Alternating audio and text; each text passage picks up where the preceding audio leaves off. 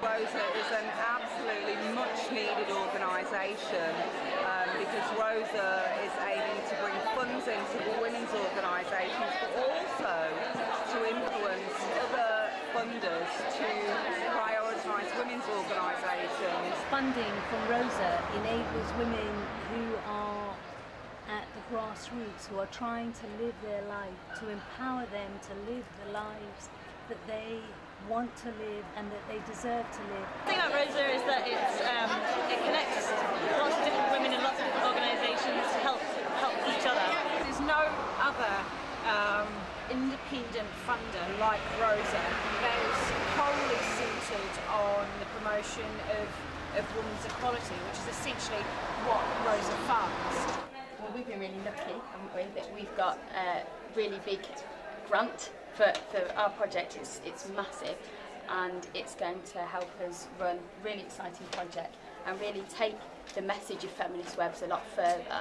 I like working with feminist webs because we get to discuss issues that we wouldn't otherwise anywhere else or with anybody else. And also because you meet lots of different people and do lots of different things and come to places like this, which I'll never be if I didn't.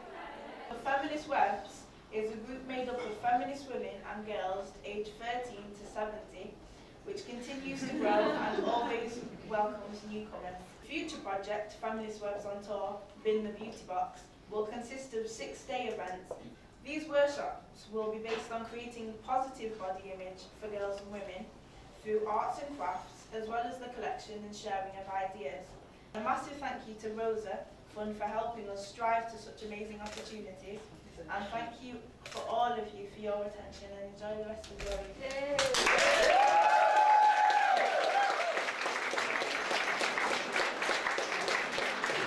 So Rosa is supporting a project that we've for years been wanting to do, which is basically create an all-girls group.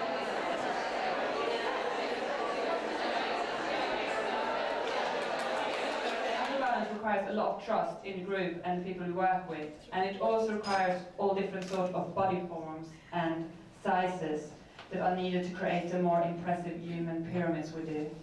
And we find that this creates an environment where everyone is appreciated and everyone is part of the group. For us in Mimbra, somebody learning an acrobatic trick they never thought they could do is a metaphor of all the things that we can do in our lives, things which at first we thought were impossible. And likewise, a fairly petite woman like myself, being able to carry the weight of 2 other adult women, it works as a metaphor of all the strength that women possess, and this strength that we're so often underestimated for. The Powerhouse is a women's only organisation in East London. It was set up by women with learning difficulties, for women with learning difficulties, a good 15 years ago. Well, at the Powerhouse we're all really, really excited to get this award. It's a really big boost for us all, for our members and for staff and everybody. We're all really happy. Power Bodies.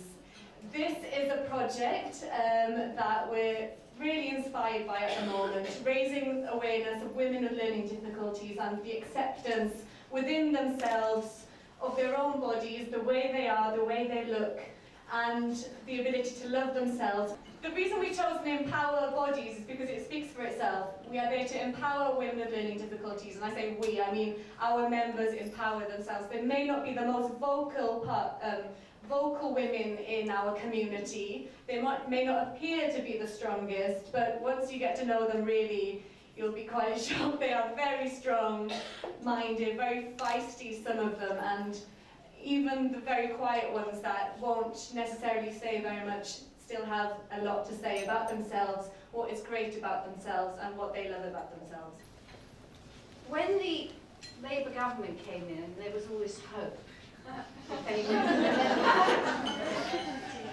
The women's minister, one in the Lords and one in the House of Commons, went and did a big listening exercise and asked women, from girls to grandmas to aunties, everybody, what is the #1 problem in your life?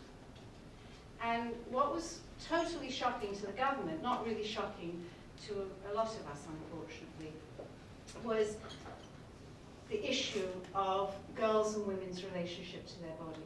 That was what troubled them. In a time of economic stability, which we had until a year ago, even if it was pretend, while we had a GDP of something like 2.5% in Britain, beauty companies had a growth rate of 7%. And really successful companies like L'Oreal had a growth rate of 14%. Now, how the hell do you grow a company that fast? You grow it that fast by finding more and more ways to make people feel that the struggle for a body is, or the struggle to feel okay is by destabilizing their sense of that their bodies are okay and by finding more and more surfaces and more things that they need to transform, and by selling it to younger and younger people. It's, as I say, as I started, a great sorrow to me that what we are coming together around is something that shouldn't be happening in the first place. And I think we need to really be bold about that, that this is an outrage, this is a form of violence towards women.